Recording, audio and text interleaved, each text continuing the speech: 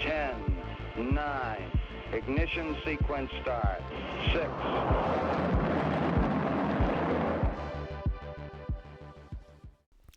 Hello, and welcome to Rocket Fuel, your daily update of everything that's happening in the Rocket Pool community. My name is Whack Whack Attack. Today is January 31st, and it's Grants Day. So let's have a look. The GMC, as you all know, has been working on getting information about the grants, all set up for the last month. Submissions opened on January 1st. Deadline was January 14th. Over the last 2 weeks, we've been working on, because I'm on the GMC, we've been working on discussing and approving and deciding how much each person gets. And today was the announcement of the results. So Cal here says, hello Rocket Pool community. On behalf of the GMC, I'm happy to announce the following reward winners for January 2023. Grants, bounties and retroactive awards. For those who did not receive an award, please note that applicants are always welcome to reapply. The next round will likely kick off on April 1st, pending finalization of the ongoing RPIP 18 vote. Also, please note that there was one broad category of grant applications, translations of RP documentation, that were not accepted at this time due to anticipated upcoming changes to the documentation due to the Atlas upgrade. A full explanation is below. This post also begins a 14-day clock during which, according to RPIP 15, anyone may file an RPIP disputing a grant, bounty, or retrospective award within 2 weeks of the announcement of recipients. Such an RPIP shall be subject to a snapshot vote. Any award not subject to such a challenge will become official on February 15th at 23:59 UTC. So here we have information about award denominations, about how numbers were worked out in US dollars, and then people will be getting RPL. There was the proposal scoring process about what was covered and what wasn't covered. There was the awards and overall scores and feedback. So that's the breakdown of all the people who got awards and prizes. Also, the final vote about what the different people in the group agreed on the slate or not, and payout denominations and RPL price fluctuations as well. So that all information is there. And then Cal hit his word count limit, so then he continued. He says there's the retroactive payout and the 50% cap. So then how that's going to be divided out over the next few months because of how there's a cap. And then there's an additional comment on language translations, and that's something that the GMC will definitely need community guidance from, and additional comments on support payouts. So that's support thread people about how we might be paying them going forward as well. So please check this thread, engage with this thread, because there is a lot of really valuable information here. I think Cal, if you're watching this, it might be better for us to break down some of these into separate forum threads, just so we might be able to have a bit more directed conversation about the stuff. But everything about the grants is here, so please go and check if you applied for a grant, check if you got the grant, and if you didn't apply for the grant, here you can see all the amounts that people have been awarded for their work. So that's really cool. Okay, so next we are moving on to some information from Joe. So he says, all right, dudes, I bring some news, probably small bread territory, but important nonetheless. 2 things. Actually, there's more than 2 things. He says, thing the first, after some deliberation, we are adding the ability for solo stake to migrate their withdrawal creds directly in the smart node as part of the migration process, so they can do the entire thing with one command without leaving it if they choose, which is really amazing. It's really cool that the process will be so nicely simplified, which is a huge bonus.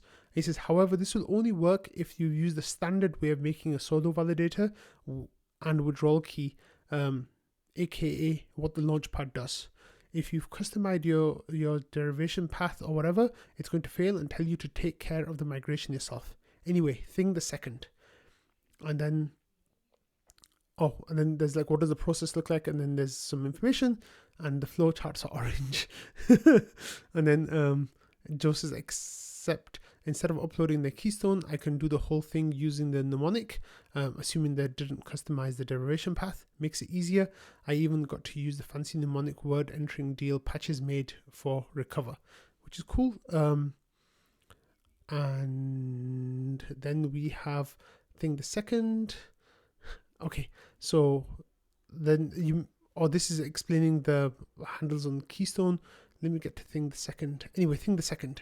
After some back and forth with Nashua and patches around reward spec version 5, Kane has implemented some new stuff in Atlas that lets me figure out when a mini pool reduced their bond from 16 to 8 or 8 to 4 or whatever, and how much the old value was. This will, most importantly, allow people to migrate to an LEB8 whenever they want and still get full smoothing pool rewards for the time they were in 16 ETH mini pool prior to migration. So that's really, really cool, because the opposite way required people to migrate as soon as the interval starts or lose some rewards, because the calculation would assume you are always in LEB8. However, this comes with an important caveat. Much like how opting into out of the smoothing pool can only be done once per interval, really once every 28 days, this new migration thing means you can only reduce your bond once per interval as well. For 99.9999% of you, that doesn't matter because you'll only reduce it once per interval anyway. And what it means is you can't go from 16 to 8 and then 8 to 4 in the same interval. You got to wait. We felt it was a fair compromise. And then there ended up being some more bread as well. And Joe explains you can go straight from 16 to 4. And let me see. And then they were talking about how much collateral you would need for LEB4s. And Joe says 2.8 ETH worth of RPL. And let me see. A bonus thing, the third. Let's see what Joe says here. And he says, now that rule set version 4 looks good and we don't need to push anything immediately, I'm going to switch the implementation from what it is now over to a fancy new method that Patchwork and Nashua have suggested, and makes things easier to maintain and opens the door for some very interesting possibilities. One such example, even though it's far off, would require an archive node as the primary and would be the ability to calculate smoothing pool rewards per mini pool block by block. So people that scramble to opt in after a YOLO block wouldn't actually get any of those YOLO block rewards. Only the people already opted in at the time would get them. This is not in version 5, but version 5 puts together a clear path for things like that, which is really cool. And then I think there was something else as well.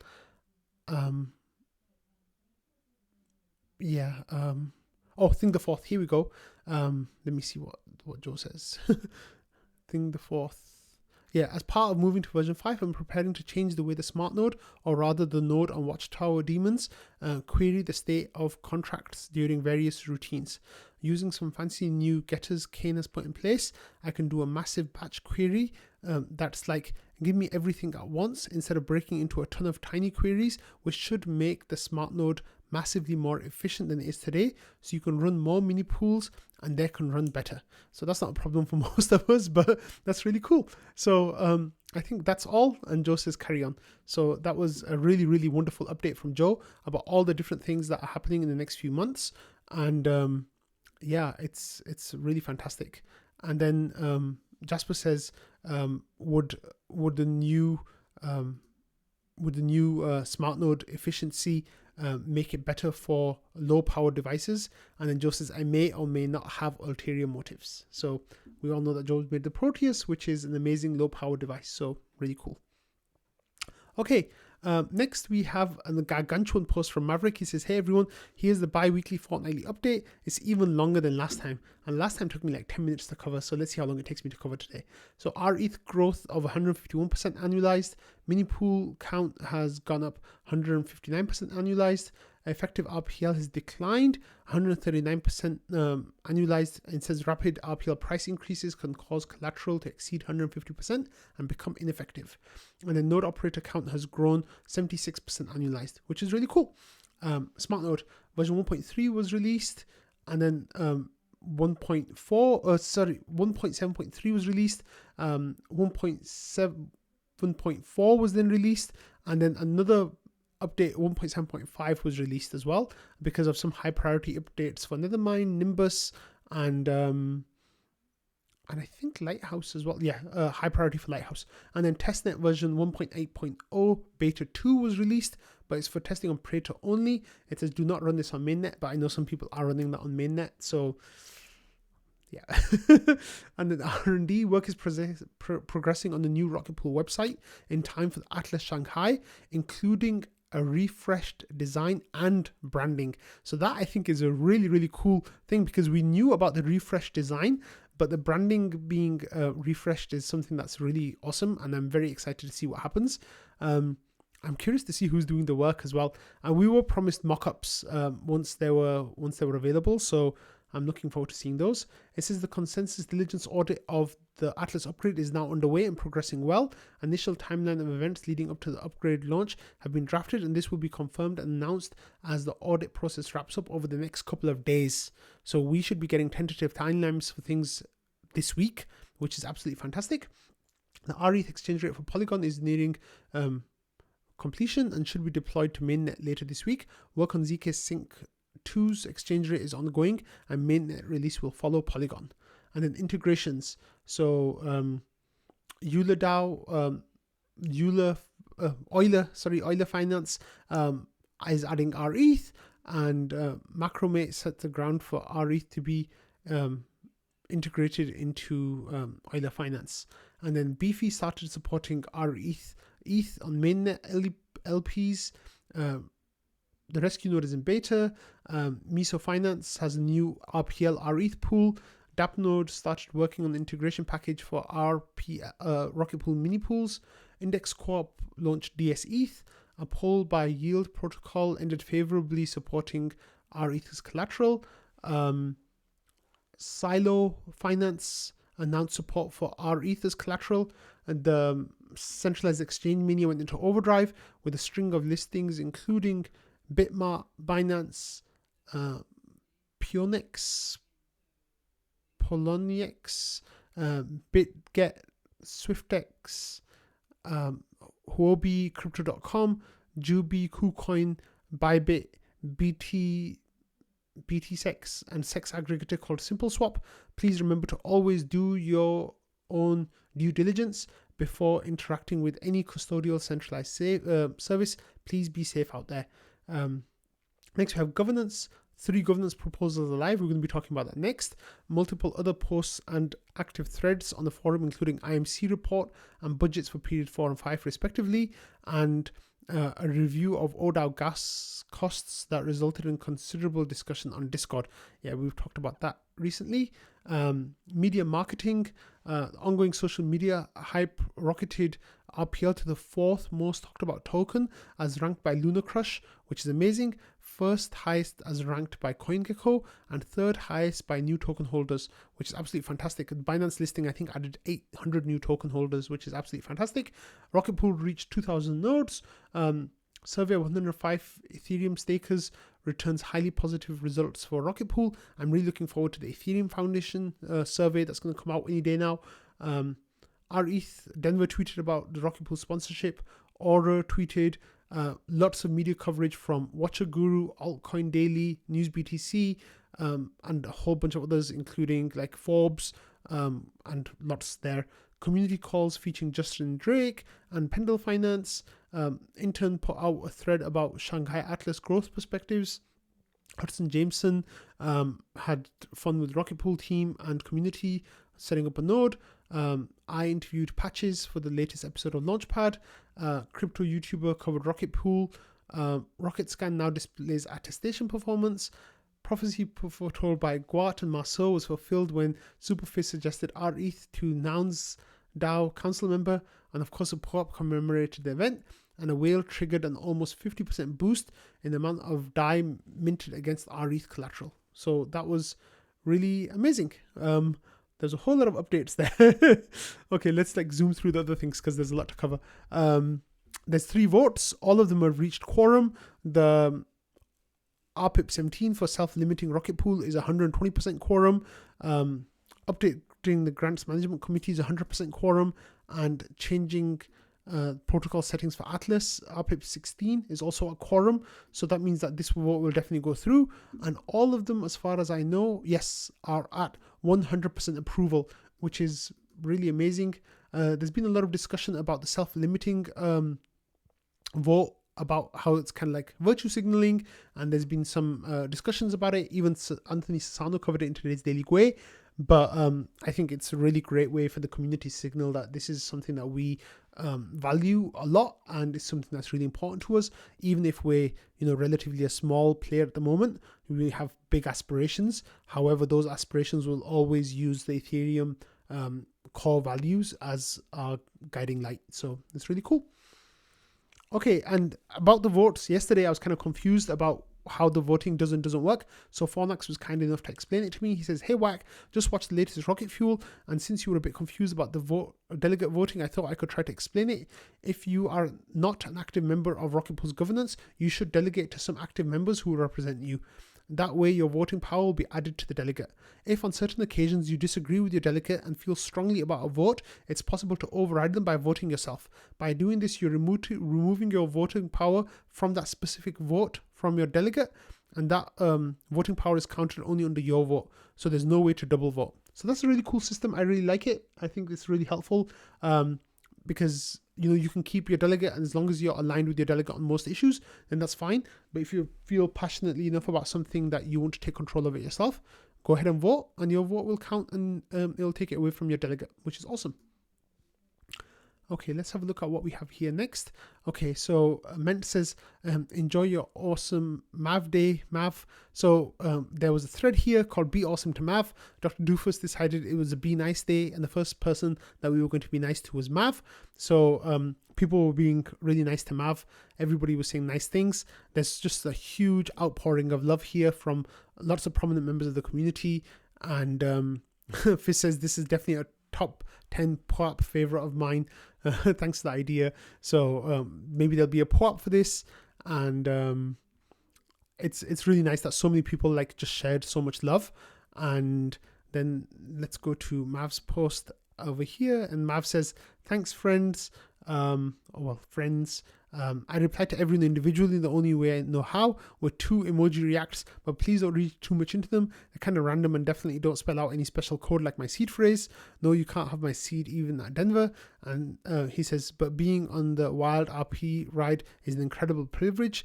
And when I tell other protocols how we have the biggest and best community, I mean it. So it was really cool that Mav loved all that love. And yeah, I was really happy that we were sharing that with Mav. So good stuff. Okay, next we have this thing from Hal Press. So he said, guys sent this video, and he says Hal Press talking about LSD trade and RPL being a clear winner. So let me play the clip. So here Hal Press was on Empire channel talking about crypto inflection points and trading them.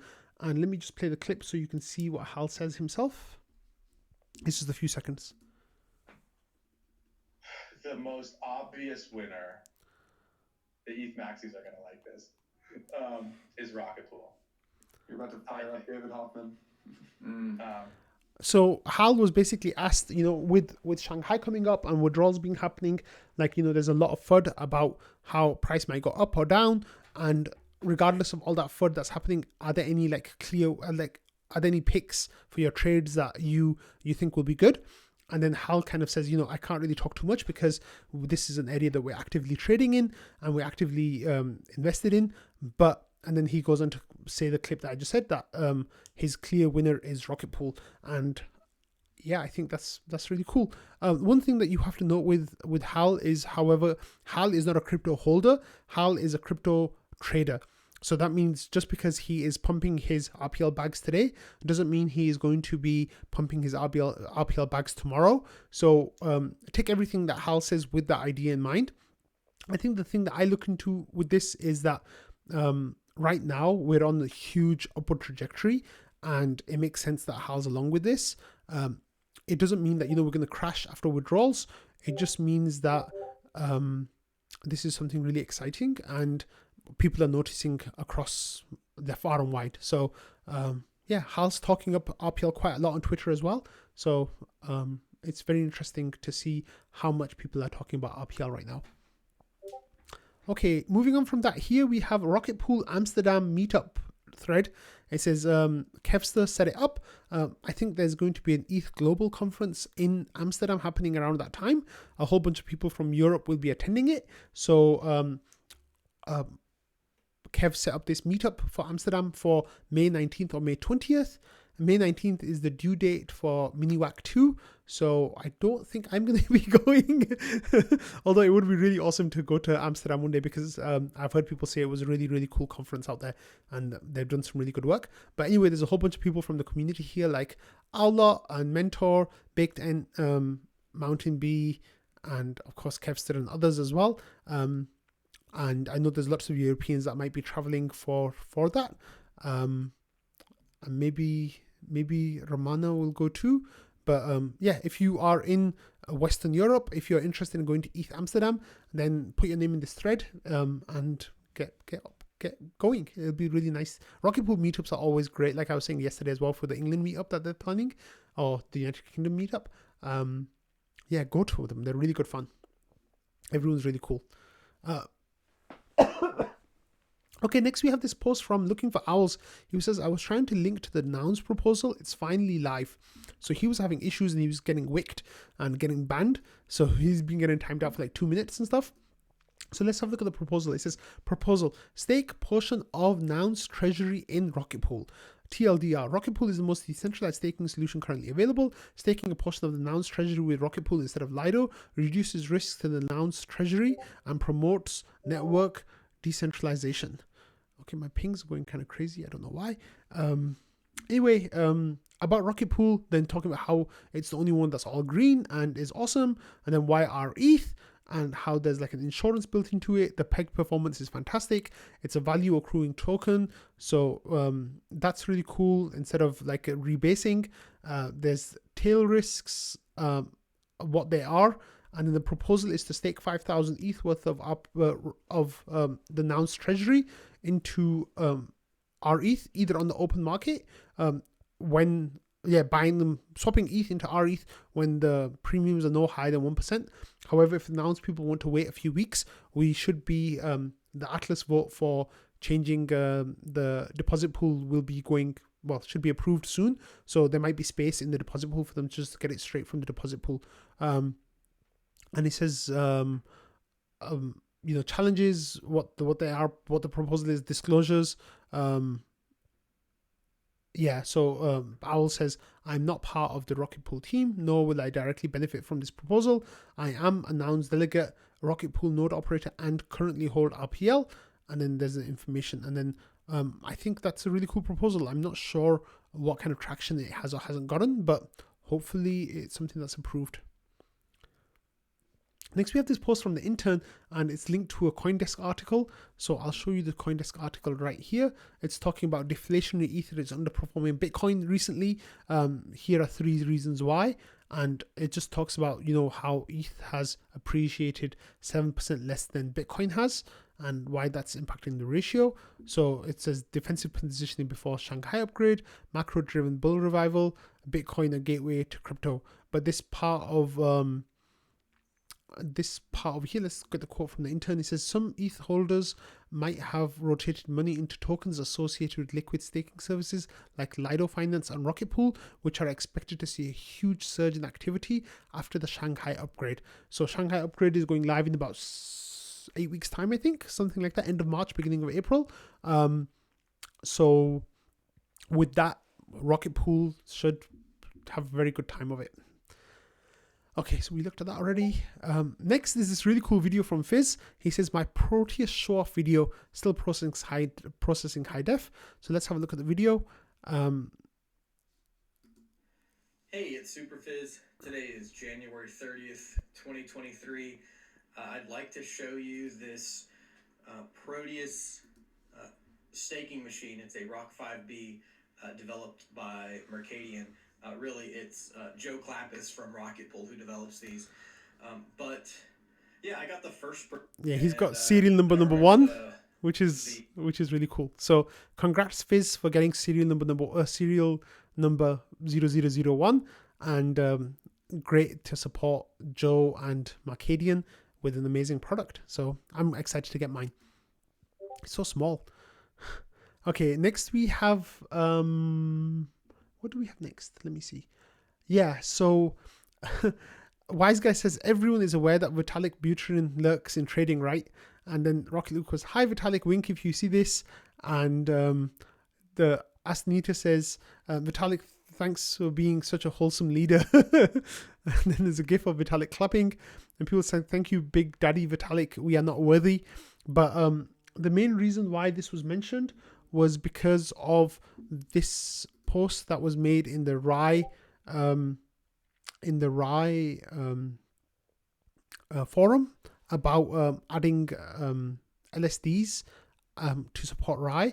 And Vitalik says, my concern with RETH is similar to my concern with the first Strawman idea. If anyone wanted a 51% attack Ethereum, they would start by spinning up a lot of RETH staking nodes, and they would only need 16 times N ETH instead of 32 times N ETH. So we kind of talked about this yesterday, and I didn't really want to talk about some of the shortcomings with this thinking process, because it's Vitalik, right? Like, anyway, people in trading had no such reservations, and there were some really, really good points that were made about Vitalik's argument and how it showed some misunderstanding of the situation. And we got some interesting feedback, especially from Phiz. But yeah, Fornax was explaining how Vitalik thinks Rocket Pool makes it easier for people to attack Ethereum, and he doesn't hold that same standard to other centralized services, which technically might make it easier. And Phiz, I'm not sure if it's clear, but Langers did respond. It's awaiting moderation. Maybe Langers will share that response here. So I don't think that's been posted yet, but as soon as that's posted, I'll cover it in Rocket Fuel. There was a big discussion that started happening. It says, Phiz says, I really like seeing this get taken apart here. Vitalik's comment doesn't resonate with me at all, but I also hold his ideas in really high regard. So when I disagree with something he says, I'm willing to spend a lot of time picking it apart to understand why. I still hold a strong belief that Rocket Pool is far superior to to LSD product, and I have strong conviction that it's well based and not a side effect of holding bags. So Phiz is getting kind of introspective there, which is really good. But I think a lot of people in this community, we were kind of like rubbed the wrong way by Vitalik's comments. And Shifrin says, I think he's getting stuck on the simplicity of 51% attack. LEBs allow less capital to achieve the attack, but that doesn't make it more probable that RETH is more vulnerable than STETH. So one of the things that we're doing as right now as a community is limiting us to 22% of the network as a hard cap. That means that RETH will never get the supply needed to 51% attack Ethereum, because there'll be like 78% more ETH out there staking. And then Phiz says, I know that Vitalik is aware of Rocket Pool, but I'm beginning to agree with RPL Maxi, that formerly Lucian, that Vitalik hasn't taken a deep dive into Rocket Pool yet, and maybe thinks of it as a scheme, which seems very unlikely given the number of times and context that he has been exposed to it.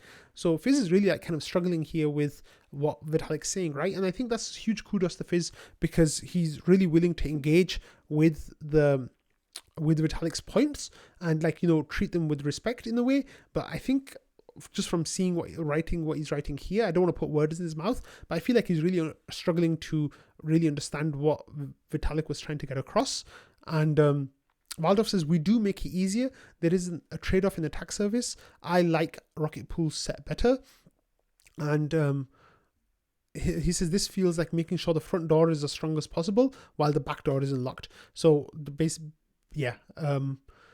Anyway, then there's more comments. This was quite a long discussion that was really good.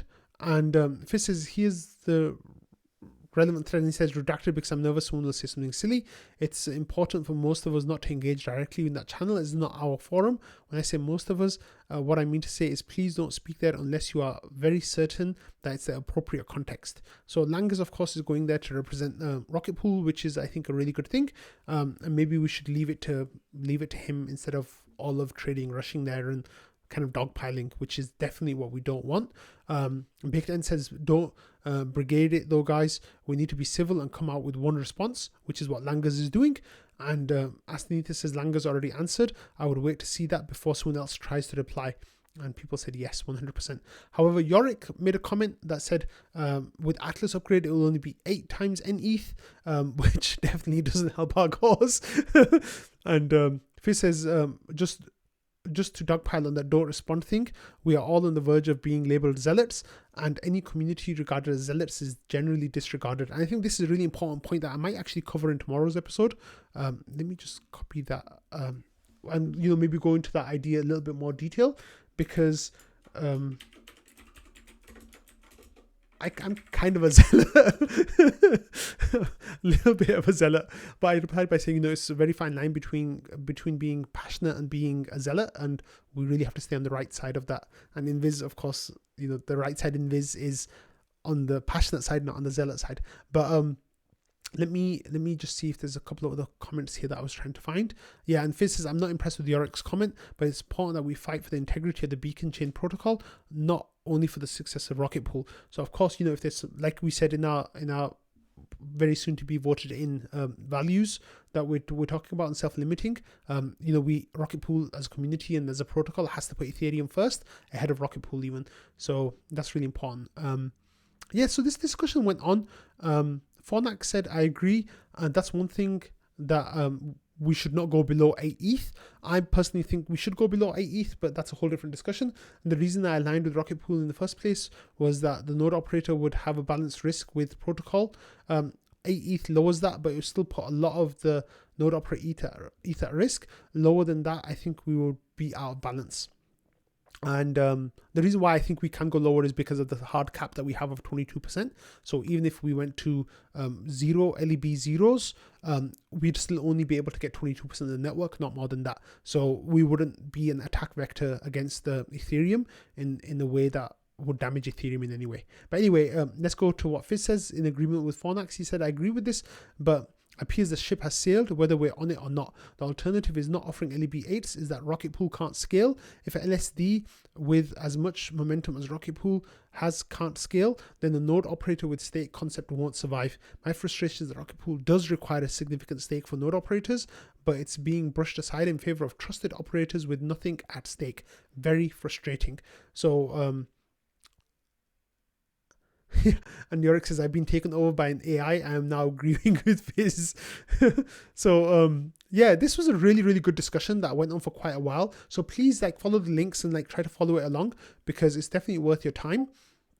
But you should definitely give it a read, because there's some really good points made in a really smart way. And I think what we're deciding is let's see what Langas' response is like before we very carefully and only select people kind of present other points to the RAI community. And lastly, I want to finish with this thing. I've made a new thread under trading called Rocket Fuel Submissions. So this is a place for people to put their submissions for what they think should be in the next Rocket Fuel episode. And basically it's a place to keep the Rocket Fuel thread a little bit better for kind of discussions or ideas, meta discussions. And with the submissions going in here, it'll just make it a lot easier for me to gather links and get Rocket Fuel out.